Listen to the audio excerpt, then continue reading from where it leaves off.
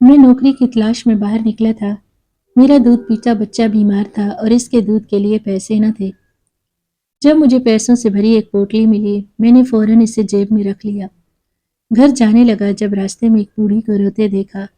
वो रोते हुए बोली कि मेरी पेट पोटली गिर गई है। मेरा दिल तड़पने लगा पर मैंने ईमान का सौदा न किया और वो पोटली इस बुढ़िया को लौटा दी। रात देर से घर लौटा ताकि बीवी बच्चे सो चुके हों, पर हैरान रह गया जब बीवी को गोश्त पकाते देखा। हैरत से पूछा, गोश्त कहाँ से आया? लेकिन जवाब सुन मैं रोते हुए सजदे में गिर पड़ा, क्योंकि जब मैंने वो पोटली हाथ में ली तो मेरे हाथ कांप रहे थे। इसमें तो नोट थे, 100 रुपए के बंडल।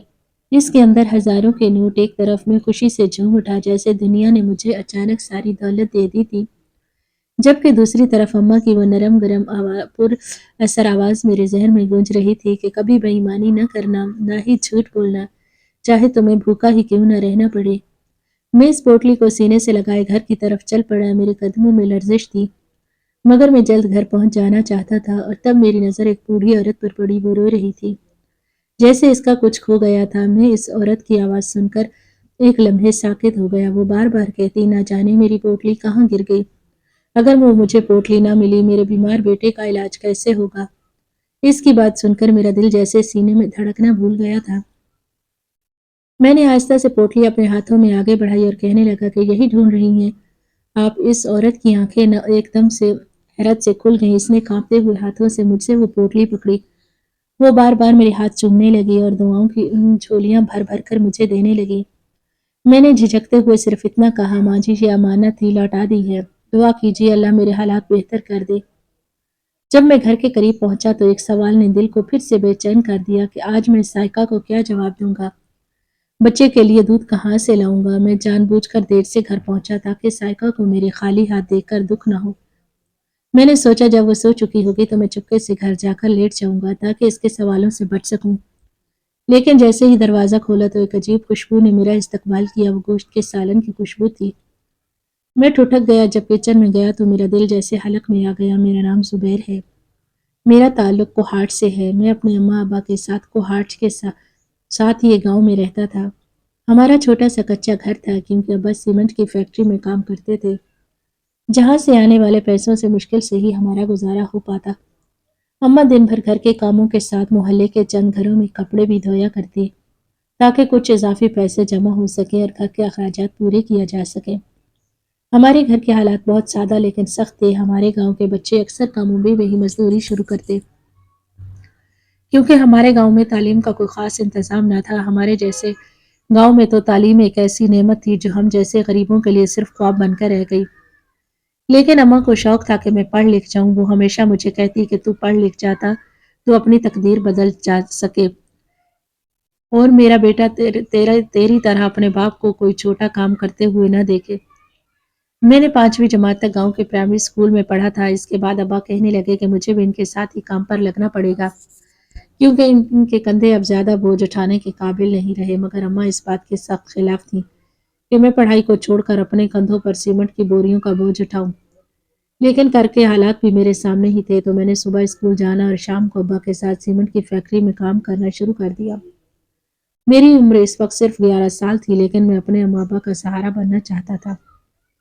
तो मैं इनका इकलौता बेटा था। वक्त गुजरता गया। मैं दिन भर मिट्टी में लिपटा रहता और रात को अम्मा की गोद में सर रखकर बड़े बड़े ख्वाब देखा करता। मैंने 7वीं जमात तक पढ़ाई जारी रखी, लेकिन 8वीं जमात में दाखिला लेते ही हालात कुछ ऐसे हो गए कि मुझे स्कूल छोड़ना पड़ा, क्योंकि जब पापा काम से वापस आए तो वो चकरा कर गिर पड़े, जिसकी वजह से इनकी कमर में शदीद चोट आई और डॉक्टर ने सख्ती से मना कर दिया कि हम मजीद वजन ना उठाएं। इनको मुकम्मल आराम की जरूरत थी। मुझे याद है अम्मा की आंखों में इस वक्त आंसू थे जब उन्होंने मुझे खुद ही पढ़ाई छोड़ने के लिए कह दिया, क्योंकि अब्बा अब बहुत ज्यादा काम नहीं कर सकते थे। अम्मा जितना कमा पाती इससे घर का गुजारा नहीं होता। इस दिन के बाद से मैंने पूरी तरह अब्बा का काम संभाल लिया।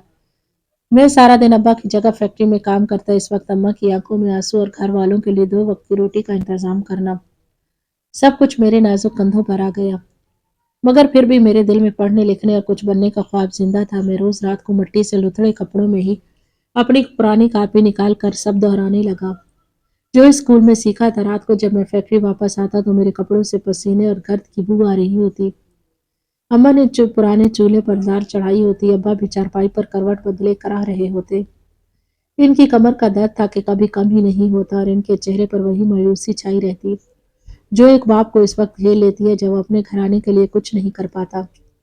रात का खाना खाते वक्त मेरी आंखों में नमी होती और फिर नौबत यहाँ तक आ गई कि पेट भरने के लिए मुझे जानने वालों से उधार मांगना पड़ता और मैं हर यही सोचता कि अगले दिन फिर मुझे कुछ उधार मांगना पड़ेगा। अम्मा कोशिश करती मुझे घर की ज़रूरियात के बारे में ना ही कहती मगर फिर मेरी मजबूरी में मुझे कह देती, जुबैर कल आटे वाले को कुछ पैसे देने हैं, इस बार इसने कह दिया अगर पैसे ना मिले तो मजीद आटा उधार नहीं देगा। खाना खाते मेरे हाथ रुक जाते, दिल चाहता कि रो दूं लेकिन मैं जानता था कि मेरी आंखों के आंसू अम्मा को कमजोर कर देंगे, इसलिए मैं जब्त करता। सिर्फ इतना कह देता, अम्मा फिक्र ना करें, कल कोई बंदोबस्त हो जाएगा। लेकिन मेरे दिल के अंदर एक खौफ बैठ गया कि अगर किसी ने उधार भी न दिया तो मैं अपने माँ बाप को 2 वक्त की रोटी भी कैसे खिलाऊंगा। अगले दिन जब फैक्ट्री का काम खत्म किया तो मजदूरी से मिलने वाली थोड़ी सी रकम जब मैं ले गया मगर वो रकम भी आटे के लिए नाकाफी थी। एक दिन ऐसे ही रास्ते में जब मैं घर की तरफ जा रहा था तो मुझे अपनी इन किताबों की झलक याद आई जो वो सीधा बक्से में पड़ी थी।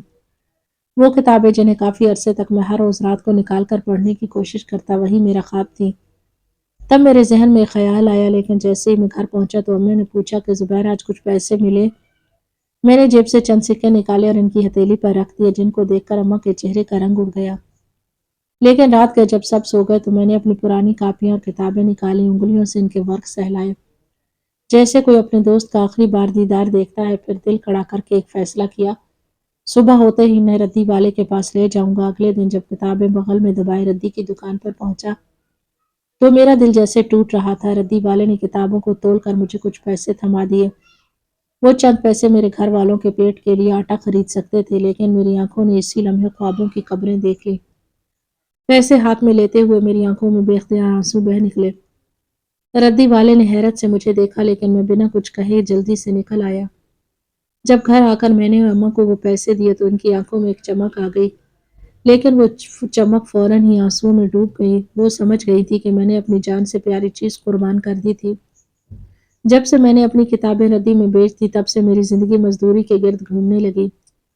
सुबह सवेरे फैक्ट्री जाना, सारा दिन मिट्टी और पसीने में गुजारना और शाम को घर आकर अम्मा अब्बा के साथ बैठना, बस यही मेरा मामूल बन गया। अगर कभी मुझे मोहल्ले के कुछ लड़के हंसते हुए स्कूल जाते दिखाई देते तो मेरा दिल कट जाता।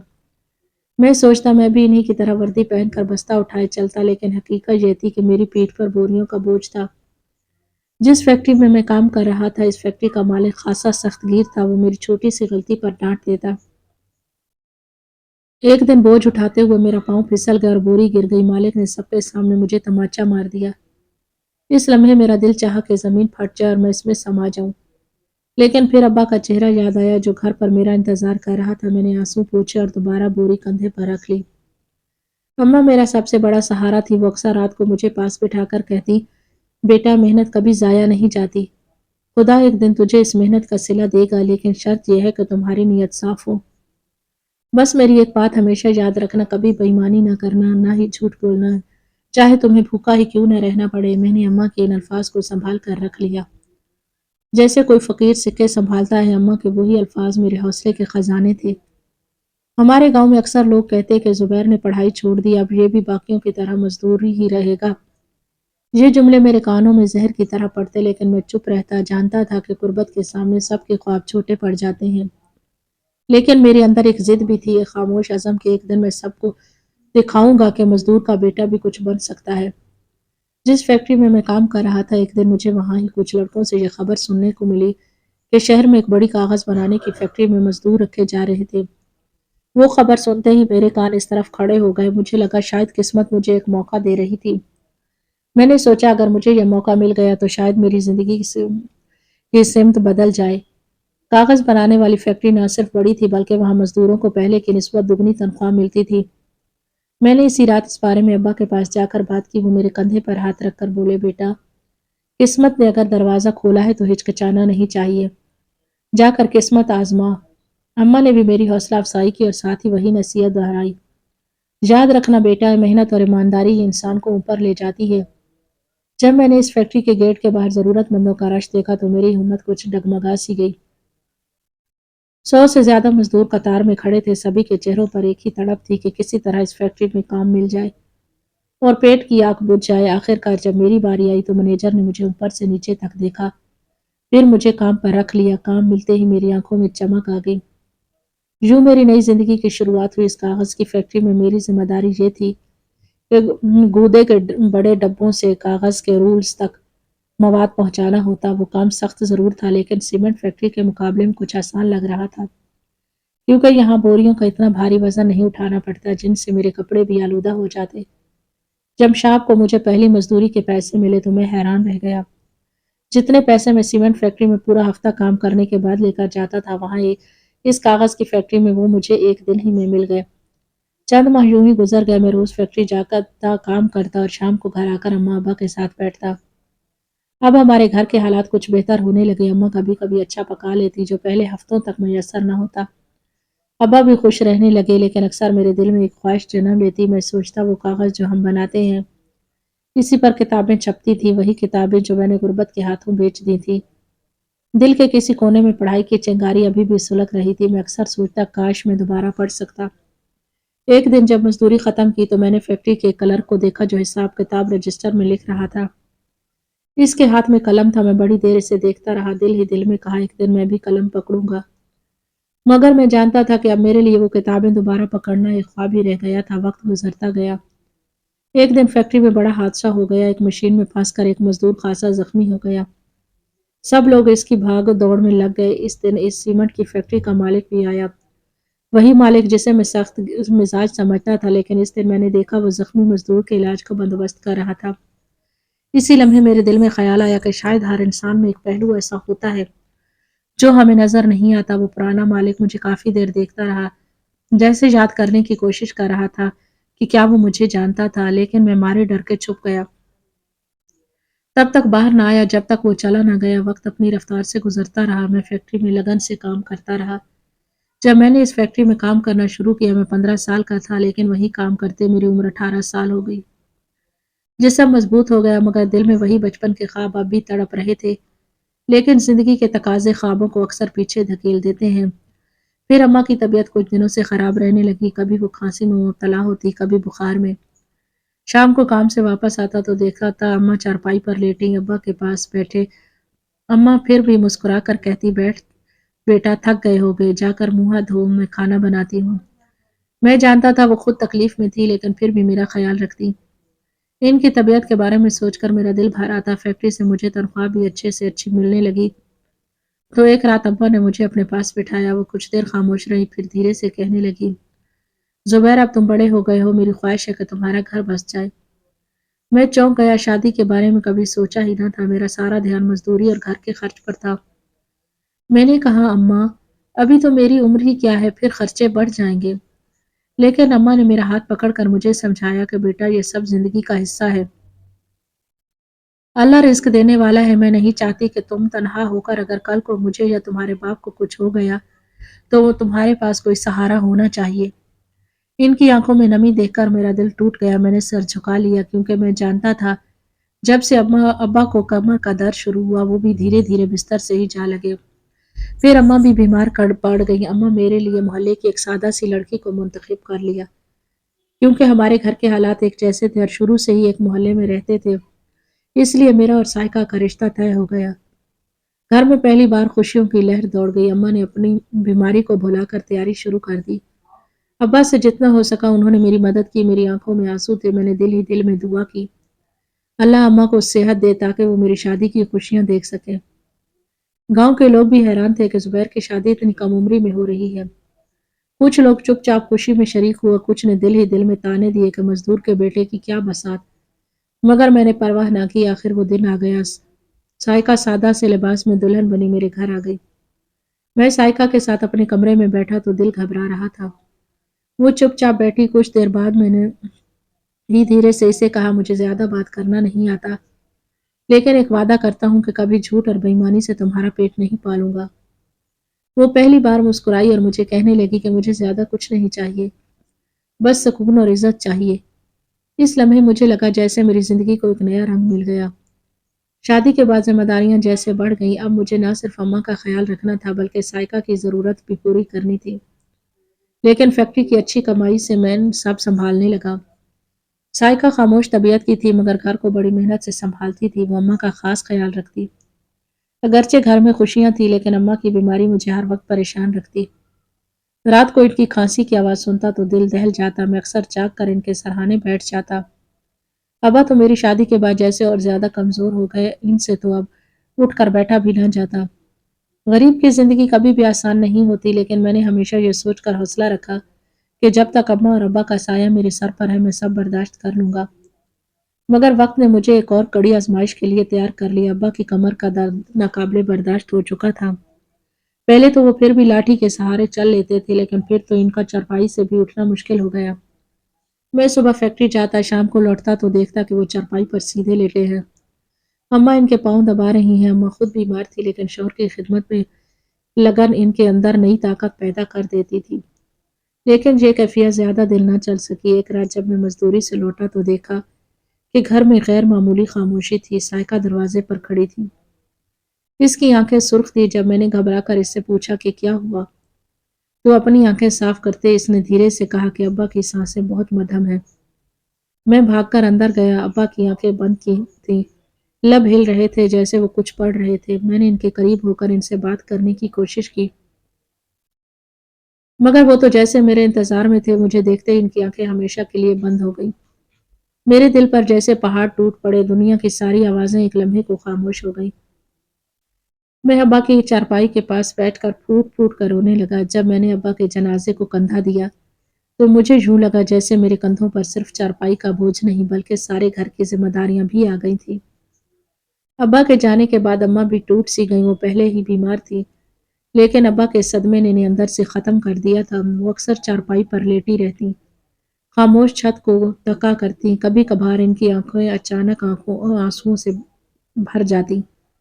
ابا کے جانے کے بعد میرا دل فیکٹری میں کام کرنے کو نہ چاہتا لیکن گھر کا خرچ کیسے چلتا؟ اماں کی دوائیں، کھانے پینے کا خرچ اور اب سائیکہ کا بھی خیال رکھنا تھا۔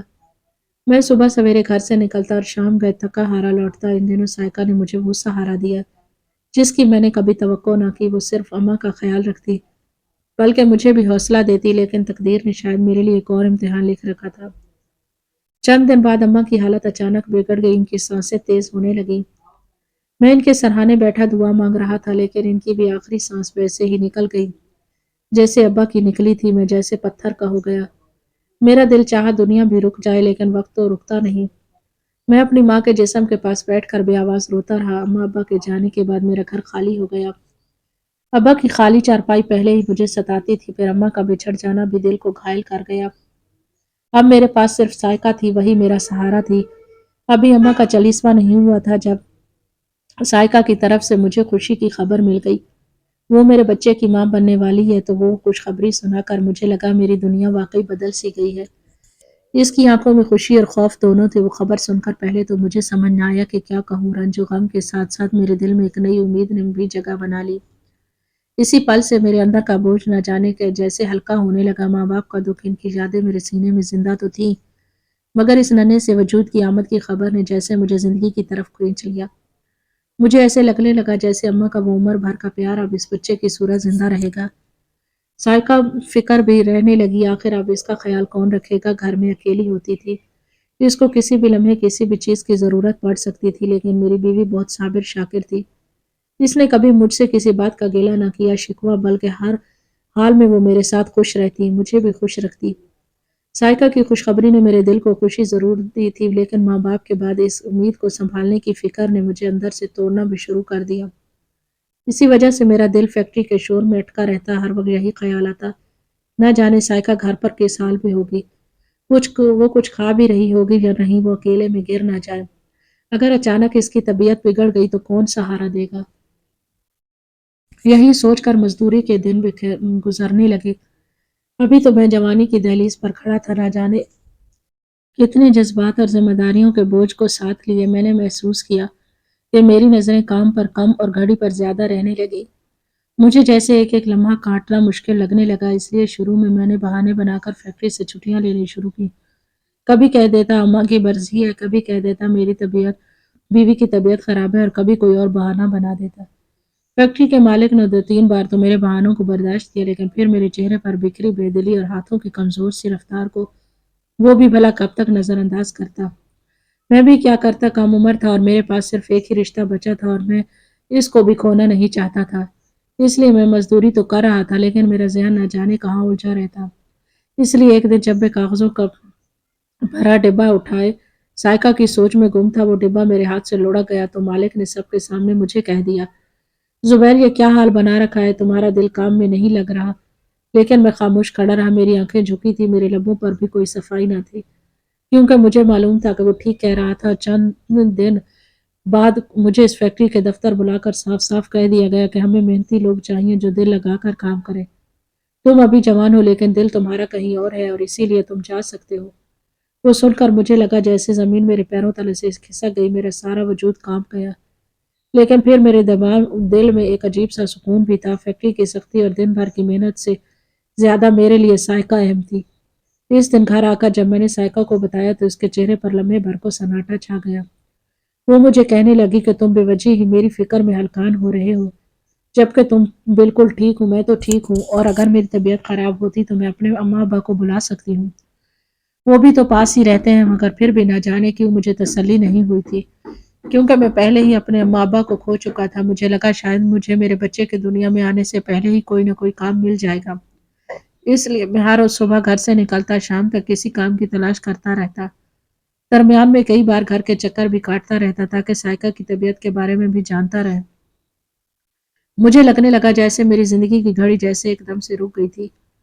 हर सुबह उठकर मैं इस उम्मीद के साथ कई दरवाजों पर दस्तक देता, छोटे मोटे काम करने की कोशिश करता, मगर फिर भी मुझे कहीं कोई मुस्तकिल रोजगार न मिला। मैं हर रोज शाम को घर लौटता तो साइका की आंखों में एक उम्मीद सी झलकती, लेकिन मेरे दिल में वही बेकुली बढ़ती जाती। बहुत दिन ऐसे गुजरे, मुझे सूरज निकलने के रास्ते भी सुस्त महसूस होने लगे। आसपास के सभी लोग रोजमर्रा के कामों में मसरूफ थे, मगर मेरे लिए एक दर एक सा था। वक्त गुजरता गया, जो जमा पूंजी थी वो भी खत्म होने लगी। फिर चंद दिनों में साइका की तकलीफ बढ़ गई। साइका ने मेरे बेटे को जन्म दिया। मुझे लगा जैसे सारी कायनात एक बार फिर से मेरी हथेली में थी। मैं बेहद खुश था, वो नन्हा वजूद मेरे लिए एक नई उम्मीद लेके आया था। और मैं एक बार फिर नई उम्मीद के साथ काम की तलाश में निकल पड़ा, मगर खुशी के इस लम्हे साथ साथ हकीकत का मौसम भी आया। और वो था बच्चे के कपड़े और ज़रूरत की दूसरी चीज़ें, जिनमें सबसे बढ़कर साइका के लिए 2 वक्त की रोटी का बंदोबस्त करना था। क्योंकि अब तो जो खर्चा हुआ था वो या तो साइका के अम्मा अब्बा ने पूरे किए थे, या तो मैंने उधार से पूरा किया, मगर आखिर में कब तक उधार लेता रहता। साइका कुछ दिनों में संभलने लगी। छोटा सुहेल भी हर दिन बेहतर होने लगा, क्योंकि पैदाइश के वक्त वो खासा कमजोर था। वजह साफ थी कि मैं साइका का ख्याल नहीं रख सका था, इससे अच्छा खाना और आराम नहीं दे सका था। मैंने बहुत मुश्किल से अपने बच्चे के लिए कुछ कपड़े खरीदे ताकि साइका खुश हो जाती, मगर वो इन कपड़ों को देखकर कहने लगी, मुझे खुश करने के लिए खुद को हल्कान किया ना किया करे, या मेहनत करते हैं, कोशिश करते हैं, मेरे लिए वो सब काफ़ी है। लेकिन कभी किसी के साथ नाइंसाफ़ी मत करना, क्योंकि अम्मी कहती हैं जो किसी के साथ नाइंसाफ़ी करता है इसके खुद के साथ भी अच्छा नहीं होता। साइका मेरे साथ हर हाल में खुश थी। वो तो ये तक कहने लगी थी कि अगर मुझे ही कोई काम नहीं मिल रहा था तो वो लोगों के घर झाड़ू पोछा कर सकती थी। मगर मेरी गैरत को ये गवारा ना था कि मैं खुद घर बैठ जाता और इसकी कमाई खाता, इसलिए मैंने इसे मना कर दिया।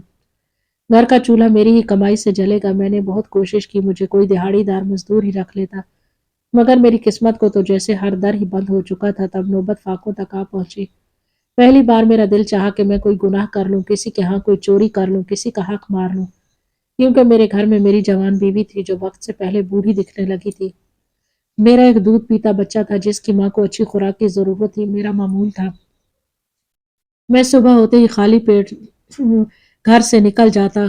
कोई काम मिल सकता तो घर में जो सूखी रोटी थी वो मैं साइका के लिए छोड़ देता, क्योंकि उसको मुझसे ज्यादा खुराक की जरूरत थी। मैंने अपनी पूरी जिंदगी में ऐसा किसी मोड़ का तस्वुर भी नहीं किया था जहाँ किस्मत अचानक ऐसा इनकलाब लाने वाली थी।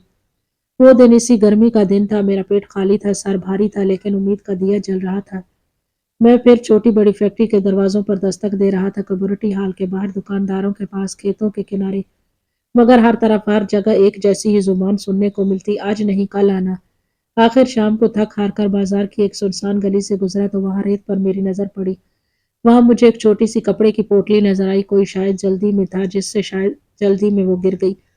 मैंने आगे बढ़कर इसे उठाया तो काफी भारी कपड़े के ऊपर से बंधी हुई एक पोटली थी, जैसे पुराने जमाने में हमारी माएं बनाती थी। मेरे पाँव रुक गए जब मैंने वो पोटली हाथ में ली तो मेरे हाथ कांप रहे थे। जब मैंने इसे थोड़ा खोला तो अंदर से एक झिलमिलाती हुई चमक ने मेरी आंखों को भरा। इसमें तो नोट थे, 100 रुपए के बंडल। इसके अंदर हजारों के नोट। मेरी सोच जैसे इसी लम्हे दो हिस्सों में तकसीम हो गई। एक तरफ मैं खुशी से झूम उठा जैसे दुनिया ने मुझे अचानक सारी दौलत दे दी थी, जबकि दूसरी तरफ अम्मा की वो नरम गरम आवाज मेरे जहन में गूंज रही थी कि कभी बेईमानी न करना, ना ही झूठ बोलना, चाहे तुम्हें भूखा ही क्यों न रहना पड़े।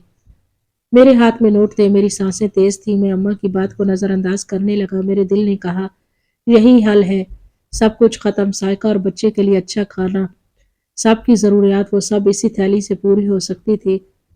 मगर दूसरी आवाज बार बार मेरे जहन में कहती, अगर ये किसी मजबूर और लाचार इंसान का पैसा है तो फिर अगर इसी पैसे के बदले इसका मालिक रो रहा हो। मैं खड़े खड़े झुक गया और थैला अपने सीने से लगा लिया। एकदम मेरी आंखों में अम्मा का चेहरा आ गया जो मुझे बेईमानी करने से मना करती थी। इस वक्त मेरे दिल का एक हिस्सा कह रहा था, ले लो, एक बार ले लो, फिर क्या फर्क पड़ेगा, और दूसरा जोर से चिल्लाता रहा, नहीं मत लो। मैंने सोचा कि एक दिन के लिए तो मैं कुछ ले लूं, कम से कम बच्चे का दूध, सायका के लिए कुछ गर्म रोटियां। मैं इस पोटली को सीने से लगाए घर की तरफ चल पड़ा। मेरे कदमों में लर्जिश थी मगर मैं जल्द घर पहुंचना चाहता था। तब मेरी नजर एक बूढ़ी औरत पर पड़ी। वो रो रही थी जैसे इसका कुछ खो गया था। मैं इस औरत के रोने की आवाज सुनकर एक लम्हे को साकित हो गया। वो बार बार कहती, ना जाने मेरी पोटली कहाँ गिर गई, अगर मुझे वो पोटली ना मिली तो मेरे बीमार बेटे का इलाज कैसे होगा। इसकी बात सुनकर मेरा दिल जैसे सीने में धड़कना भूल गया था, क्योंकि मेरे हाथ में वही पोटली थी और सामने एक माँ जैसी औरत खड़ी रो रही थी। वो शायद किसी मजदूर की बीवी या किसी मेहनत कश की बहन थी, जिसके चेहरे पर खौफ और आंखों में बेबसी थी। मेरी नजरें इसके चेहरे पर जम गई। वही लम्हा था जब अम्मा की नसीहत और मेरा ईमान मेरे अंदर जोर से गूंज उठा। मैंने आहिस्ता से पोटली अपने हाथों में आगे बढ़ाई और कहने लगा, यही ढूंढ रही हैं आप। इस औरत की आंखें एकदम हैरत से खुल गईं। इसने कांपते हाथों से मुझसे वो पोटली पकड़ ली, खोली। अंदर नोट देखकर वो रोने लगी, मगर इस बार इसकी आंखों से खुशी के आंसू बह रहे थे। वो बार बार मेरे हाथ चूमने की कोशिश कर रही थी। वो मुझे कहने लगी, बेटा तुमने मेरा घर बर्बाद होने से बचा लिया। ये पैसा मेरे बच्चे के इलाज के लिए था जो मैं आज ही लेकर जा रही थी और मुझसे रास्ते में खो गया। मैं बहुत फिक्रमंद थी क्योंकि मेरा बेटा ही मेरा वाहिद सहारा है। अल्लाह तुम्हें कभी खाली हाथ ना रखे। मैं खामोश खड़ा था। मेरी जेब खाली थी, पेट खाली था, मगर आंखें भरी हुई महसूस हो रही थी। वो औरत बार बार मुझे दुआएं देती रही। गलियां वीरान हो चुकी थी और मैं धीरे धीरे कदम उठाता हुआ घर की तरफ बढ़ रहा था। जेब में हाथ डालता तो वो लम्हा याद आ जाता जब सड़क के किनारे पड़ी पैसों से भरी पोटली मेरी किस्मत को आजमाइश में डाल गई थी। दिल चाहा था कि वो पैसे घर ले जाऊंगा, बच्चे के लिए दूध ला दूं और बीवी के चेहरे पर मुस्कुराहट देखूं। लेकिन जमीर ने मलामत की और ईमान ने आवाज दी थी कि रिस्क देने वाला वो है जिसने तुम्हें पैदा किया, ना कि ये चंद सिक्के। तभी तो मैंने वो पोटली इस बुढ़िया को वापस कर दी थी, जिसकी आंखें रोने से सुर्ख थी। वो बार बार मेरे हाथ चूमने लगी और दुआओं की झोलियां भर भर कर मुझे दी। मैंने झिझकते हुए सिर्फ इतना कहा, माँ जी ये अमानत थी, लौटा दी। दुआ कीजिए अल्लाह मेरे हालात बेहतर कर दे। जब मैं घर पहुंचा तो एक सवाल ने मेरे दिल से को बेचैन कर दिया कि आज मैं साइका को क्या जवाब दूंगा। बच्चे के लिए दूध कहाँ से लाऊंगा। मैं जानबूझकर देर से घर पहुंचा ताकि साइका को मेरे खाली हाथ देखकर दुख ना हो। मैंने सोचा था कि जब वो सो चुकी होगी तो मैं चुपके से जाकर लेट जाऊंगा ताकि इसके सवालों से बच सकूं। लेकिन जैसे ही दरवाजा खोला तो एक अजीब खुशबू ने मेरा इस्तकबाल किया। वो गोश्त के सालन की खुशबू थी। मैं ठुठक गया। जब किचन में गया तो साइका के चेहरे पर खुशी थी और वो चूल्हे के आगे बैठी खाना बना रही थी। मैं हैरान होकर इससे पूछ बैठा कि ये गोश्त कहाँ से आया। तब साइका की बात सुनकर मुझे यकीन हो गया कि दुनिया में अच्छे लोग अभी भी बाकी हैं। वो कहने लगी कि आज सुबह एक आदमी आया था, वो काफी अमीर लग रहा था, वो तुम्हारा पूछ रहा था कि जुबैर कहाँ है। मैं डर गई कि तुमने आखिर ऐसा भी क्या कर दिया कि वो तुम्हारा पूछने घर तक आ गया। मगर वो फिर मुझे कहने लगा कि जुबैर जिस फैक्ट्री में काम करता था मैं इसका मालिक हूँ। मुझे जुबैर जैसे लड़के के काम पर जरूरत है, क्योंकि इसने ना तो कभी कोई चोरी की और ना ही खयानत, बल्कि इसको जितना काम कहा जाता वो इससे ज्यादा करता था। और अगर इसको किसी चोरी करते या धोखा देते देखता तो फौरन आकर मुझे बताता। اس کے باوجود بھی میں نے کبھی اس کو سراہا نہیں تھا، اس کے باوجود میں نے اسے محض اس لیے کام سے نکال دیا کہ وہ اچانک سے بہت چھٹیاں کرنے لگ گیا۔ لیکن اب مجھے اس کی ضرورت ہے کیونکہ اس جیسے محنتی اور دیانتدار لڑکے آج کل کم ہی ملتے ہیں۔ میں نے اپنی بیوی کی بات تو سن لی، مجھے اندازہ ہو گیا کہ وہ کاغذ کی فیکٹری کا ہی مالک تھا، لیکن مجھے یہ سمجھ تب بھی نہ آیا کہ آخر سائقہ جو اتنی خوش تھی تو گھر کا کچھ سامان آ گیا تھا تو وہ کہاں سے آیا۔